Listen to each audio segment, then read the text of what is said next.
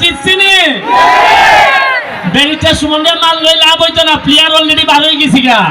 আচ্ছা প্রাইসটা নিবার আগে গাজীপুরের ভাই তো 12-15 বছর সিঙ্গাপুর থাকছে, সিঙ্গাপুরে যাইবার সিস্টেমটা কিটা বৈধভাবে এটা একটু হইলে যাবে। ধন্যবাদ সুমন ভাই। সুমন ভাই আসলে অনেক সুন্দর কথা বলে, মনে হয় অনেক সময় পেটে ক্ষুধা থাকলেও মনে হয় যে এই মজার মজার কথাগুলি শোনা যাবে। আমি কিন্তু অরিজিনালি আসলে সুমন ভাইয়ের ফলোয়ার। আসলে সিঙ্গাপুরে বৈধভাবে যাওয়ার মানে একটাই মাধ্যম, আপনি যে কোনো কারিগরি ট্রেনিং সেন্টার থেকে বিসিএস স্কিল করতে হবে। BCS skill meaning building construction authority, এটা সিঙ্গাপুরের গভর্নমেন্ট। আমরা যেরকম এসএসসি পাস করি, ইন্টার পাস করি, এরকম একটা সার্টিফিকেট, এটা সার্টিফিকেট হলেই যাওয়া যাবে। তো যারা যাইতে ইচ্ছুক আপনারা যে কোনো ট্রেনিং সেন্টারের সাথে যোগাযোগ করবেন, অনায়াসে যেতে পারবেন সিঙ্গাপুর। বুঝছেন নি, এটা ট্রেনিং ছাড়া সিঙ্গাপুর যাওয়া যেত না। আর সে যদি কয় দালালে যদি কয় হাতো হাতলি জিমিয়া।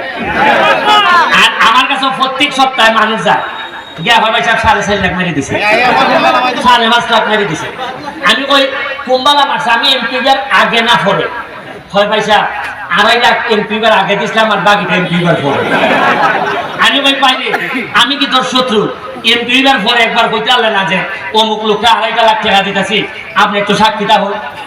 এটা মনে করছিলাম যে ভাগে ভাগে দিয়ে দিলে ওকা 4.5 লাখ লই নাই।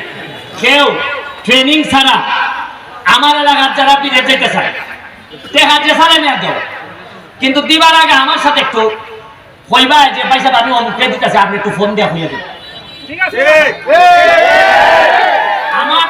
আমার নামের উপরে ভাই এলার্জি আছে, আমি টাকা মালি কইলেই হয় পয়সা আমার এলাকার লোকের টেকাটা গ্রামের টেকাটারে পয়সা যদি খাওয়াতে কইলে দেখা আমরা নিবি।